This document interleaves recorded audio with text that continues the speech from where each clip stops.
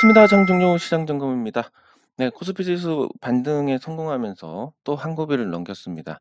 이게 다중바닥이 나온다는 건 좋은 건 아닙니다. 그런데 큰 틀에서 보면 이렇게 해석도 할 수 있으니까 1중, 2중, 3중 이렇게 해석도 할 수 있으니까 나쁘진 않은데 제 경험적으로는 다중으로 이렇게 바닥이 나오는 게 강력한 시세로 연결되지는 못했기 때문에 기대치를 크게 가질 수는 없지만 저점을 깨지 않았다. 특히 뭐 환율이 요동치는 상황에서 저점을 깨지 않았다는 것은 굉장히 좋게 볼 수 있는 부분이고, 해외 증시는 변동성이 크고 또 하락폭도 크고 이렇게 나오지만 우리 시장에 미치는 영향은 제한적일 것이다. 왜냐하면 환율이 정상으로 가야 외국인 매도도 잦아듭니다. 지금은 환율이 고평가되어 있기 때문에 지수가 내렸다 하더라도 외국인 투자자들은 그 매도를 하게 됩니다. 상대적으로 가격이 좋으니까 글로벌 그 투자 자산에서, 예를 들면 뭐 선진국, 신흥국, 이렇게 있으면 여기서 이제 상대적으로 선진국 지수, 신흥국 지수 그 밸류를 맞추는 부분이 있을 겁니다. 근데 이 신흥국 지수에서 유독 한국만 원화가 강세다. 네, 그러면 원화가 강세고 지수가 어쨌든 최근엔 많이 안 내렸다라는 점에서 상대적으로 비싼 글로벌 자산에서 비싼 상태가 되고, 그러면 외국인 매도를 강력하게 두드려 맞게 됩니다. 네, 그래서 요런 문제 때문에 이 환율이 빨리 정상화돼야 되는데, 엔화라든지 위안화 동향을 봤을 때 원달러 환율의 적정한 수준은 말씀드렸듯이 1,500원입니다. 예. 근데 1,500원 한 방에 가면 또 이건 충격을 주니까 최대한 이 변동을 주면서 가는 게 바람직하고, 그런 측면에서 지금 요런 형태로 가는, 요런 그림을 그린다고 했을 때 순차적으로 일시적으로는 이 환율이 살짝 안정을 찾으면서 증시 반등이 어느 정도 나오는지, 그래서 반등이 강하게 나온다면 시장은 또 저점에서 멀어지니까 저점을 깨고 다시 무너지는 그런 흐름의 가능성이 줄어들 것이고, 그렇게 되면 또 시장은 기간 조정을 이어가는 쪽에 안정을 찾고, 이런 상태에서 이제 5월에 나올 수 있는 불확실성을 다 감당을 하게 된다면, 그러면 이제 6월부터는 시장이 달리는 그런 그림을 그려볼 수 있습니다. 개인적인 생각은 이 6월부터 달리는 시장이 이전에 4월에 못 달렸기 때문에 만약에 방향을 상승으로 잡는다면 6월, 7월은 상당히 좋은 그런 시기가 되지 않을까 싶습니다. 네, 그래서 5월 말까지 이 변동 불확실성 추이를 지켜보고 대응을 하시는 게 맞고, 이 중소형주라든지 이런 외국인 투자자 영향을 덜 받는 종목들은 말씀드렸듯이 미리 이제 조금씩 사 나가는 것도 나쁘지 않습니다. 네, 그리고 코스닥. 코스닥은 외국인 매도에서 자유롭기 때문에 상대적으로 나은 흐름입니다. 최근 같은 경우는 이제 코스닥이 코스피보다 못했는데, 그 이유가 코스피에서 외국인 매도가 거의 나오지 않았습니다. 그 기간 동안. 네, 그렇기 때문에 이제 상대적으로 코스닥이 조금 부진했다라는 정도인데, 코스닥은 코스피에 비해서 저점이 더 여유가 있고, 그리고 코스닥은 저점을 깨더라도 어차피 개별적으로 갑니다. 지수 따라서 코스피는 어떤 구조냐면 코스피 200이 있고, 이 코스피 200을 가지고 선물이 움직입니다. 그렇기 때문에 코스피 200에 포함된 종목들의 가격이 내리고 선물 가격이 안 내린다면 선물이 상대적으로 고평가되어 있으니까 프로그램이 선물을 매도를 하고 현물을 매수를 하는 이런 형태의 프로그램이 돌게 됩니다. 그렇기 때문에 종목들은 전반적으로 같이 움직일 수밖에 없습니다. 큰 종목들은. 반면에 코스닥은 그런 게 뭐 있다 하더라도 굉장히 영향이 미미하기 때문에, 그래서 코스피 대비해서 지수가 폭락하더라도 갈 종목은 간다. 닭 모가지를 비틀어도 새벽은 온다라는, 그런 관점에서 보시면 되고, 그래서 코스닥은 코스피에 비해서는 지수가 그렇게 중요하지는 않습니다. 네, 그리고 댓글 확인하도록 하겠습니다.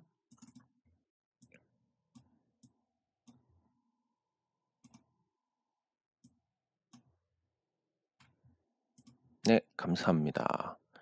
예, 감사합니다. 계속 배운다고 하더라도 이 운을 이길 수는 없지만 그래도 운을 제외한 나머지 부분에서는 문제가 생기지 않기 때문에 뭐 하나 예를 들어 드리면 제가 예전에 이 서울증권이라는 종목에 투자한 적이 있었습니다.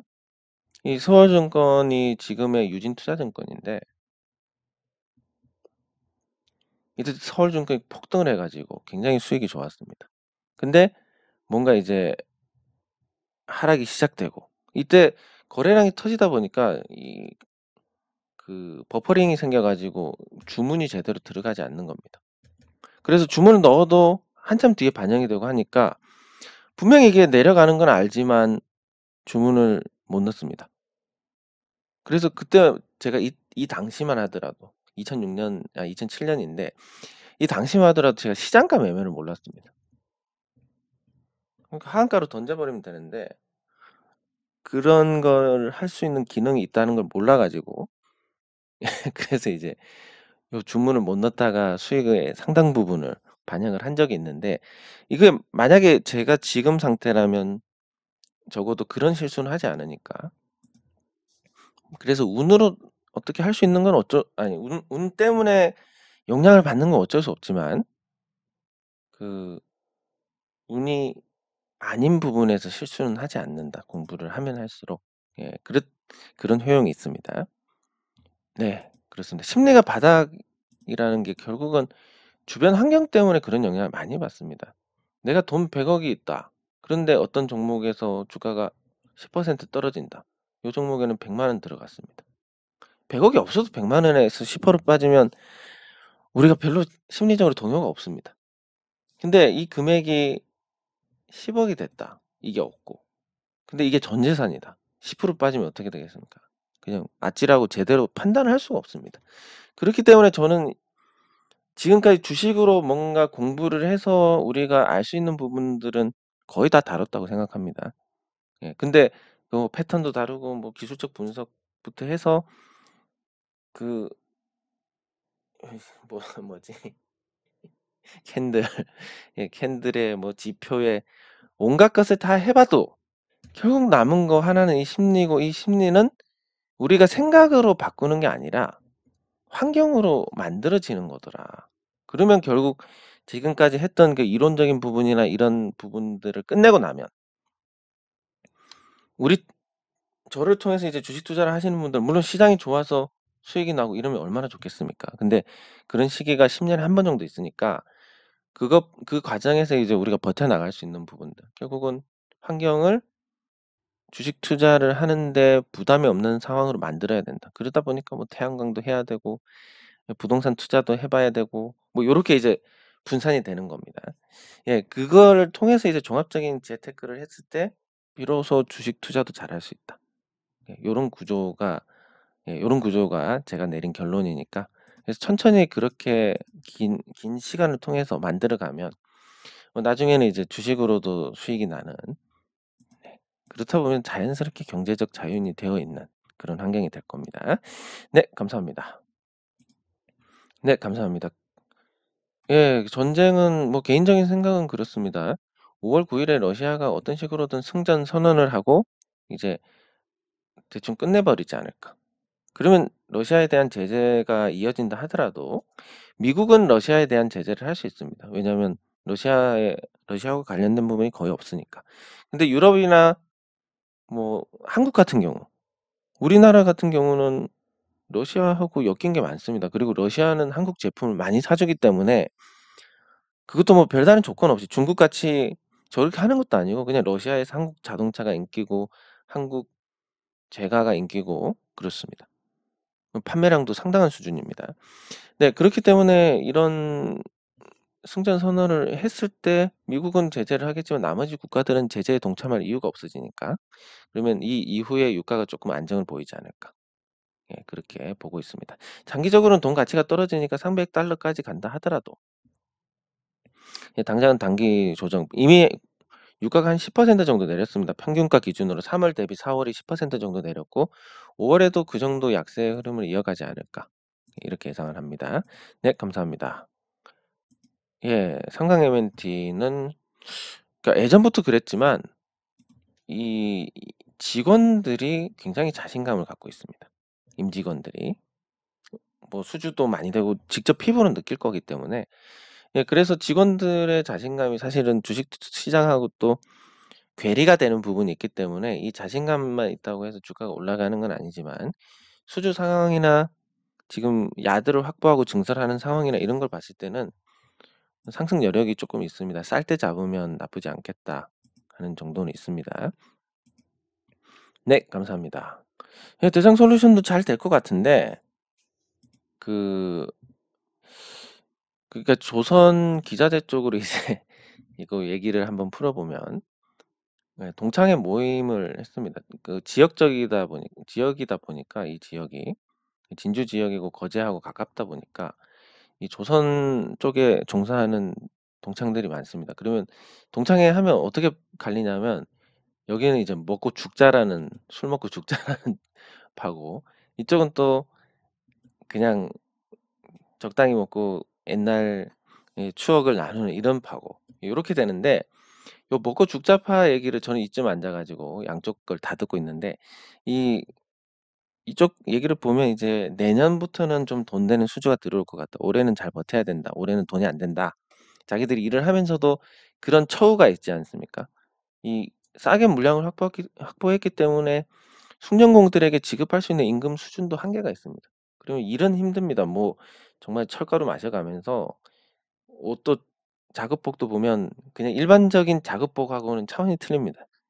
거의 거의 한 번 입고 한 번 빨아야 될 정도로 굉장히 경무라고 보시면 되는데 그런 이제 힘든 고된 노동을 하면서 돈을 적게 주기 때문에 지금 숙련공 확보가 안 되고 있다. 근데 내년부터는 그런 처우가 개선이 될 것이다. 요런 전망이 나옵니다. 그러니까 대창솔루션은 현대중공업하고 관련이 있고 물량을 많이 납품을 하게 될 겁니다.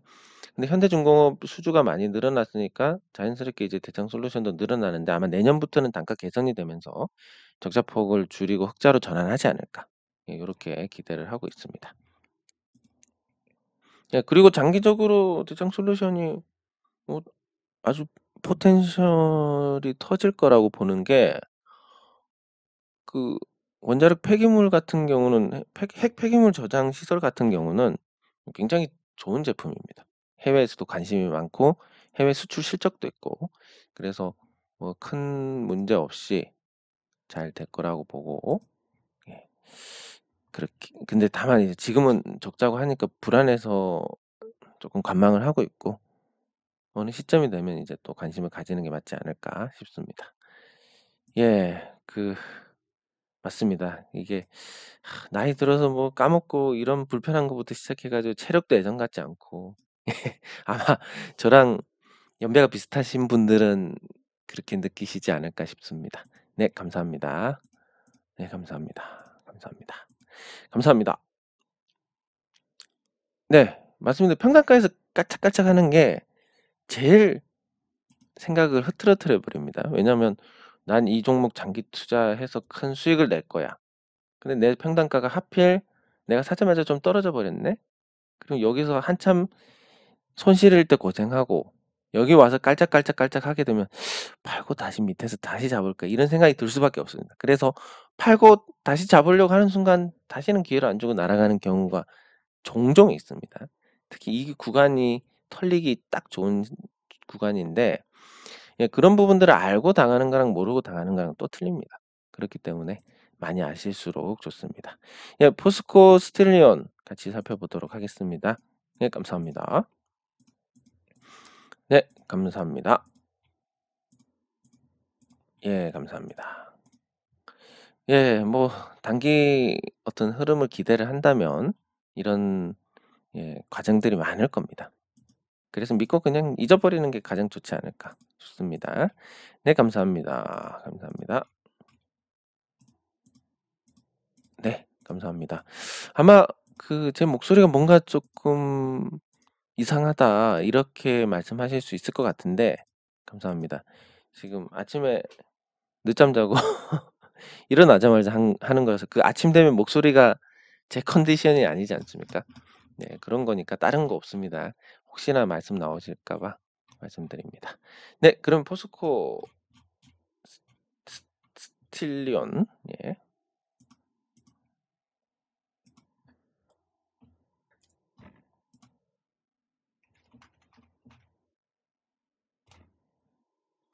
네, 포스코 스틸리온은 적정한 주가가 얼마인지를 문의를 하셨는데, 일단 포스코 계열사들은 포스코가 지분을 절반 이상 갖고 있기 때문에 신경 안 써버리면 그냥 주가는 그냥 안 움직여 버립니다. 네, 그리고 이 회사 같은 경우는 그 예전에 뭐였지? 세화였나 어디 무슨 특수강 인수를 한 건데, 일단 포스코가 인수하고 나서 굉장히 실적이 좋아지고 있습니다. 그래서 저는 이 종목에 대해서 적정 주가가 얼마냐라고 한다면, 물론 인플레이션 환경도 있고 그렇지만 적정 주가가 인수하고 많이 올랐기 때문에 부담이 있지만, 적정 주가로만 본다면 현재 주가는 고평가 상태는 아닙니다. 그리고 미래 가치로 본다면 그래도 한 10만 원짜리 정도는 되지 않을까. 근데 단기 급등을 했기 때문에 부담이 커서 거기에 따른 어떤 주가가 당장 달리기는 좀 힘들 겁니다. 근데 장기적으로는 한 10만 원짜리 정도의 가치를 지니지 않을까. 현재 가치도 5만 원보다 높습니다. 적정 단가는 한 6만 원 정도 보시면 되고, 다만 단기 시세를 내고 죽었기 때문에 짧게 짧게 달리는 건 기대하기 어렵다. 이렇게 보시면 되고, 지금 현재 중소형 철강주들 중에서 대부분이 다 저평가 상태이기 때문에 그런 부분에서도 뭐 상대적으로 본다면 또 밸류가 높은 상태입니다. 그렇지만 이제 포스코 자회사라는 어떤 특성, 이 포스코 자회사라는 게 단순히 포스코가 있으니까 괜찮겠지 이런 수준을 넘어서 가지고, 포스코의 자회사로 이 회사가 있는 거랑 아니면 단독으로 있는 거랑 신용 등급이 다릅니다. 신용 등급이 다르면 조달할 수 있는 금액이나 조달할 수 있는 이자도 다르고 훨씬 이점이 많기 때문에 거기에 따른 가치 상승이라는 부분도 시장에서 인정을 해줍니다. 네, 그래서 상대적으로 다른 중소형 철강주들보다는 밸류가 높지만 그래도 저평가 상태다. 그리고 앞으로 좋은 가격을 찍을 수 있을 것이다 라고 생각할 수 있습니다.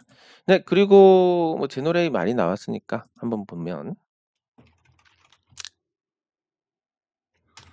짧게 보면 이제 여기서 조금 더 달려주고 팔고 뭐 이렇게 되면 좋겠지만, 사실 이 11,000원 부근에 매물이 많기 때문에 이렇게 한번 소화를 하고 내려와서 또 소화를 하고 내려오고 이런 과정들이 길수록 결국은 큰 시세가 납니다. 제노레이 같은 경우는. 그래서 요 제노레이가 뭐 요렇게 내려왔다 해도 나쁜 건 아니고, 그리고 뭐 많이 내려와 봤자 1만 원 초반대고, 그럼 여기서 다시 수습하고 간다 그러면 요때 11,000원 위에서 한참 전에 물린 사람들은 처음에는 그렇습니다. 처음에 플러스가 오면 바로 당장 팔아버리는 게 아니라 이제는 가는가 하면서 기다립니다. 관망을 하게 됩니다. 관망을 했다가 다시 떨어집니다. 그러면 그때 팔 걸 내가 뭐 미쳤다고 이거 팔고 다른 거 하면 되지 뭐, 이런 이제 생각의 변화를 가져오게 되고, 그다음에 올라가서 자기 평단가가 오면 털게 됩니다. 그래서 장기간 물린 사람들은 수익을 보는 게 굉장히 어렵습니다. 주가가 이렇게 가서 이렇게 간다 그러면 이 구간에서 걸려버리면 심리적으로 이거를 못 기다립니다. 인내심을 다 써버렸기 때문에. 그러면 어디서 사야 되냐면 여기서 사는 것보다는 여기서 사는 게 훨씬 낫습니다. 그리고 그러면 또 개인 투자자들은 어떻게 되냐면 이걸 봤기 때문에 여기서 사면 내가 뭐 손해보는 것 같은 이런 생각 때문에 또 못 삽니다. 그래서 여기서 사면 못 사고, 여기서 사기가 좀 어렵고, 여기서는 쫄아서 못 사고, 그러면 뭐 이 상승을 누릴 수 있는 사람은 누구냐라고 하면 여기서 물린 사람들. 자기 본전 안 왔으니까 그냥 갖고 있는 겁니다. 이 사람들만 누리지, 전략적으로 들어가는 사람들을 제외하면 이 과정이 있더라도 못 먹습니다. 네, 그래서 제노레이 같은 경우도 과거에 11,000원대에 물린 사람들은 한참 고생을 했고 본전이 왔는데 못 팔았고, 그럼 결국 팔게 돼 있다. 그럼 이 온전히 상승할 수 있는 구간은 이 부분에서 우리가 천천히 모았던 우리밖에 없다라고 생각을 할 수 있습니다. 네, 근데 그 천천히 모았는데 이제 내리니까 이거 팔고 다시 잡을까 뭐 이런 생각하다 보면 이제 떨구게 됩니다. 네, 그래서 뭐 되든 안 되든 그 오버슈팅이 나올 때까지는 지켜보는 게 좋다. 이렇게 말씀을 드릴 수 있습니다. 네, 그리고 삼성전자. 예, 삼성전자가 드디어 뭔가 좀 기미가 보이기 시작합니다. 물론 외바닥은 잘 없기 때문에 외바닥으로 가다가 다시 이중바닥을 만들지 않을까. 그래서 매수 기회는 한 번 더 있을 거라고 보는데, 예, 어떤 부분에서 삼성전자가 지금 주목을 받냐면 요런 내용이 나왔습니다. 자, 삼성전자가 향후 5개년 수주 잔액이 8배 규모. 이게 말장난인데 사실 이게 뭐 큰 건 아닙니다. 왜냐면 작년에 매출이 1이면 5등분 하면 1.6 입니다. 근데 앞으로 이제 뭐 1.2 이렇게 하다가 한 2 까지 오지 않을까. 그래서 평균 잡아서 1.6이 되지 않을까 생각은 하는데, 예, 그렇다 하더라도 이게 뭐 지금까지의 성장 속도에서 훨씬 벗어나는 속도는 아닙니다. 예, 그리고 수주 규모가 확대될 것이라고 했는데 뭐 확대가 됐다라는 것도 아니기 때문에 삼성전자에서 이런 언론 플레이를 잘합니다. 그래서 첫 번째 바닥이 나오고 두 번째 바닥이 나중에 나온다는 건 이 언론 플레이 중에서 또 일부는 논파당하고 이런 부분들이 발생을 할 거기 때문에, 그리고 시장을 이길 수 없기 때문에 삼성전자 단독으로 호재가 있다 하더라도 코스피가 내리면 어쩔 수 없습니다. 네, 그리고 수주 잔액이 200조 원 정도 되고 27년까지 공장 돌릴 수 있는 물량이 있다. 네, 그리고 여기 보면 뭐 이런 거야 뭐 삼성전자의 어떤 희망사항이라고 본다 하더라도 품질 검증을 완료를 했다. 제가 말씀드린 부분, 삼성전자가 뭐 20만 원을 가느냐 아니면 5만 원을 가느냐는 여기에 달려 있다고 해도 과언이 아닙니다. 다른 쪽에서는 디스플레이 가격 빠지고 가전은 뭐 거기서 거기고 반도체도 상반기에는 가격이 약세고, 예, 그리고 스마트폰 지금 뭐 이 GOS 문제로 또 굉장히 이미지 타격이 있고 이런 상태에서 파운드리가 아니면 주가를 견인을 할 수 없다라는 거. 네, 근데 현재 상황 보면 4나노 수율 향상 됐다. 아마 35% 얘기가 나왔는데 이 정도 수율 향상이다라는 표현을 쓴다면 50% 이상은 됐을 겁니다. 5나노 공정이 성숙 수율 단계라고 한다면 이건 80% 이상 정상 제품이 나온다는 얘기입니다. 그러면 5나노 쪽에서는 이제 삼성전자가 수주 경쟁력이 있는 거고 4나노에서도 시간이 한 6개월 정도만 지나면 80까지 올릴 겁니다. 결국 삼성전자의 경쟁력이라고 한다면 이 양산 능력, 양산 제품 개발과 양산은 또 다릅니다. 그런데 이 삼성전자가 양산 능력이 좋기 때문에 어느 정도 수율 생산만 된다면 수율이 된다. 그럼 3나노에서 품질 검증이 완료됐다는 얘기는 대략 한 30% 이하 수율이 나오고 있는데 그중에서 정상 제품은 정상 제품이다. 그전에는 정상 제품조차도 아니다. 요런 수준이었을 것이고. 예, 그래서 슬슬 이런 얘기가 나오고 있습니다. 네, 그리고 그래서 파운드리가 아직 수주는 안 돼 있습니다. 저 수주 잔량이 많다라는 얘기지 추가 수주가 아직 됐다는 건 아니니까 진입할 타이밍은 아니지만 뭔가 삼성전자의 언론 플레이에서는 자신감이 보인다. 예, 요런 관점에서 볼 수 있고 그 시장이 내리고 오르고 하는 과정에서 한 번 더 오면 이 가격 생각하면 또 64,500 원에 못 샀는데 67,000 원에 왜 사야 되지? 이런 생각하면 못 삽니다. 그냥 앞으로 오를 건지 내릴 건지를 보고 사는 건데 저 개인적인 생각은 삼성에서 어느 정도 수주를 하지 않을까. 특히 AMD 쪽으로 수주를 하지 않을까 이런 생각이고 장기적으로는 이렇게 됩니다. 삼성전자의 이 투자 같은 것도 장기 투자는 조금 부담스러운 게 간단히 말씀드리면 TSMC하고 삼성전자하고 지금 미세 공정에서는 비슷하게 가는데 전반적으로 TSMC 쪽에서 생산하는 제품의 성능이 약간 더 나온다. 그리고 TSMC는 다양한 파운드리 고객들을 갖고 있고 파운드리 사업만 하기 때문에 고객사들이 기술 유출에 대한 걱정이 적은 반면에 삼성전자 같은 경우는 고객사들 기술이나 이게 설계 역량이 그대로 빨려갈 수가 있다라는 것 때문에 굉장히 한계가 큽니다. 근데 여기에 인텔이 등장을 했습니다. 인텔은 곧바로 2나노로 갈 거다 하는데 인텔 같은 경우는 14나노, 10나노 같은 경우는 어떻게 불리냐면 인텔은 10나노, 14나노의 장인이라고 합니다. 예, 그만큼 같은 미세 공정 수준에서 인텔의 능력이 굉장히 좋다. 기술력이 사실 예전에 인텔이 뭐 외계인 고문하는 거 아니냐. 그래서 작정하고 진입했을 때 삼성전자나 TSMC보다도 나은 부분이 있을 겁니다. 왜냐하면 그 X86 설계부터 다 했으니까 인텔이. 예, 그래서 2나노로 직행하는데 10나노에 14나노에서 보여줬던 이 역량을 그대로 여기서 발휘하게 된다면 TSMC조차도 예, 경쟁이 버거운 수준이 될 건데 삼성전자는 뭐 어떻게 될 거냐. 이게 이제 2024년이니까 그 전에 한 2년 정도를 잘 누려보자. 삼성전자가 일시적으로 3나노를 먼저 했을 때에 그 과정만 잘 노려보자 라는 관점에서 생각을 하시면 되겠습니다. 그래서 삼성전자를 매수하는 것은 길게 뭐 몇십 년 보고 투자하는 게 아니라 길어야 1, 2년.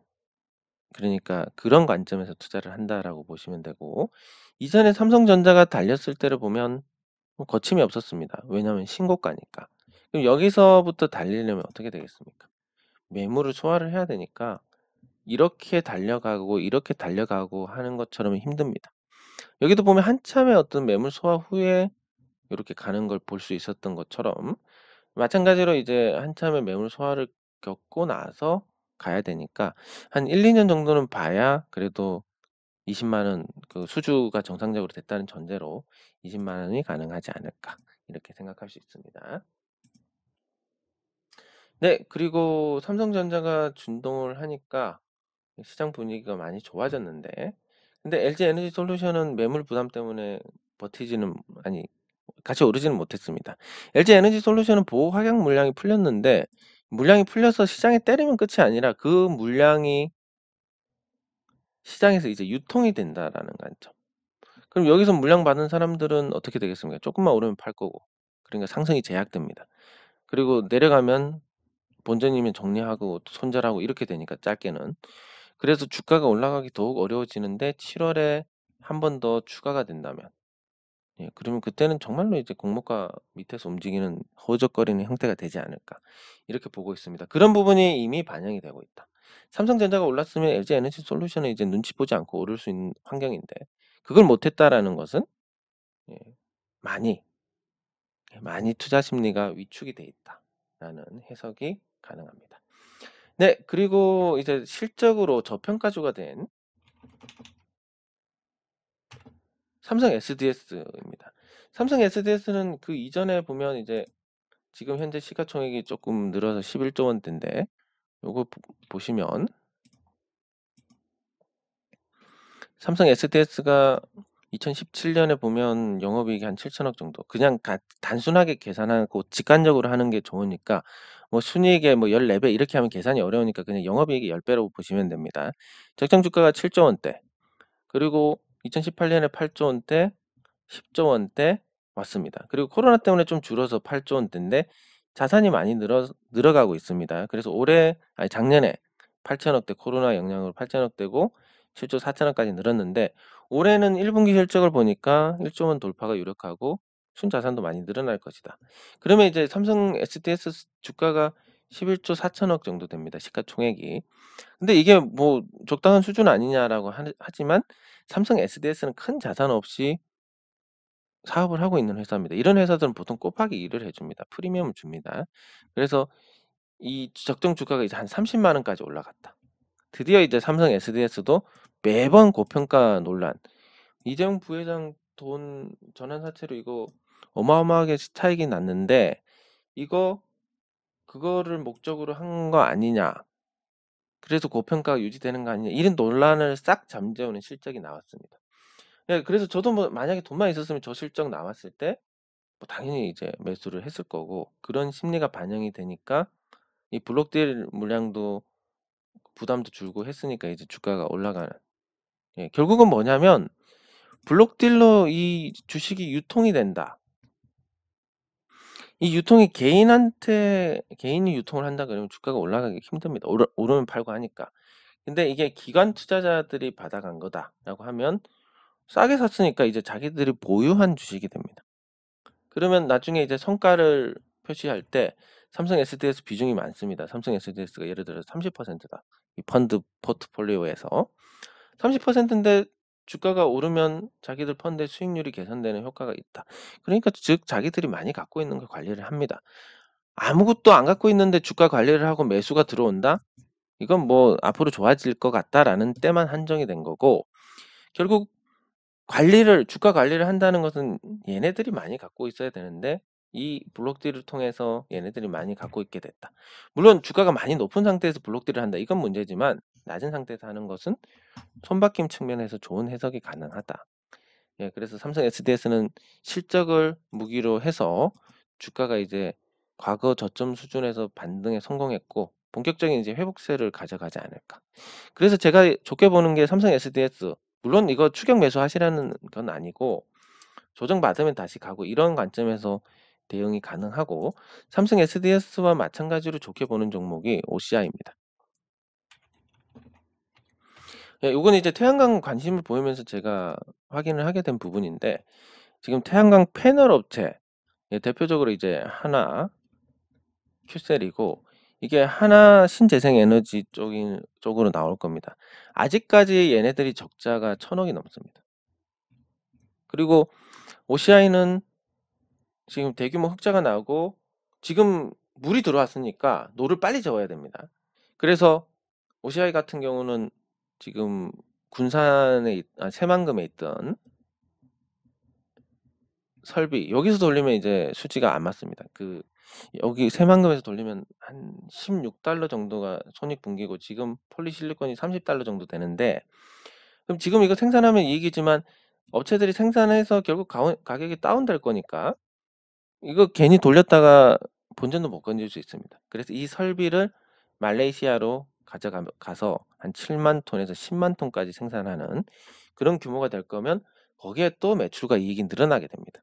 그리고 기존 설비를 사는 게 아니라 기존 설비를 이전하는 거기 때문에 투자 비용이 많이 들지 않으면서 매출과 이익이 늘어나니까 앞으로 굉장히 좋을 것이다. 폴리실리콘 가격이 폭락하지 않는 이상. 그러면 하나큐스는 지금 손해보고 판다. 그러면 어떤 생각을 할 수 있습니까? 태양광 투자하면 패널 가격에서 누수되는 게 없겠네. 상식적으로 생각해도. 실제 뭐 5년 전에는 패널 설치비가 한 2억 2천 정도 했고 100kW 기준으로. 예, 지금이 이제 조금 올라서 이제 1억 3천 정도 하는데 얼마 전까지만 해도 1억이었습니다. 예, 1억 2천. 예, 그러니까 많이 다운됐는데 또 유가가 올라가지고 발전 단가는 좋습니다. 그러니까 이제 태양광이 옛날에 하신 분들은 자기 때만 생각하고 아유 태양광 그거 돈 안 되고 진짜 힘들어요. 뜯어 말리고 싶다. 이러지만 이런 환경이면 당연히 안 합니다. 근데 설치비가 많이 줄었고 그리고 금융 지원도 예전보다 좋고 그 유가가 오르면서 S&P가 올랐습니다. 한국전력이 발전 사업자들한테 사주는 단가인데 이게 많이 올랐습니다. 그러니까 투자비는 줄고 수익은 높아지니까 당연히 태양광 투자가 지금은 괜찮다. 이렇게 볼 수 있는 건데, 어쨌든 이 환경에서 하나큐셀은 아직까지 적자입니다. 수혜를 못 보고 있는 상태고, OCI는 지금 예, 즐거운 비명을 지르고 있는데 주가가 한번 꺾여서 아직까지 싼 가격이다. 그래서 이것도 삼성 SDS처럼 실적으로 밀어붙일 수 있는 대형주가 된다. 근데 제가 제노레이나 인터로저하고 비교했을 때 얘네들은 시장 영향을 덜 받습니다. 근데 대형주 삼성 SDS나 OCI 같은 경우는 대형주다 보니까 시장 영향을 받습니다. 그래서 얘들은 실적대로 만들어갈 가능성이 높고 얘들은 실적대로 만들어 가다가도 시장 폭락하면 이렇게 오고 시장이 또 나쁘면 이렇게 되고 뭐 기대 이하일 수 있는데, 그래서 요 종목에 투자할 때 하나 더 하는 게 앞으로 시장이 어떨 것이냐. 적어도 5월보다는 6, 7월이 나을 거니까 5월에 이 종목들을 샀을 때는 6, 7월 정도는 괜찮겠구나. 그러면 5월에 들어가는 종목이 뭐 삼성전자뿐만이 아니라 삼성 SDS나 OCI 같은 종목들도 조정받으면 들어갔을 때 좋은 성과가 나올 것이다. 예, 요렇게 이제 볼 수 있습니다. 예, 그 외 종목들도 많지만 일단 시류에서 어떤 좋아지는 부분임에도 불구하고 주가가 아직 못 달렸다라는 관점. 뭐 그런 관점에서 본다면 요 종목들이 괜찮고, 그래서 제가 지금까지 대형주에 대해서 그렇게 긍정적으로 말씀드리지는 않았습니다. 외국인이 팔기 때문에 오히려 할인을 받는 구조다. 근데 외국인 매도가 환율이 정상화되면 진정될 거고 시장도 불확실성 5 월에 다 털어버릴 거고, 그랬을 때 이제 6-7 월을 보고 살 때는 대형주가 괜찮을 건데 그중에서도 이런 모멘텀이 있는 종목들은 괜찮을 것이다. 예, 이렇게 정리를 할 수 있습니다. 네, 장 종료 후 시장 점검은 여기서 마치도록 하겠습니다. 수고하셨습니다.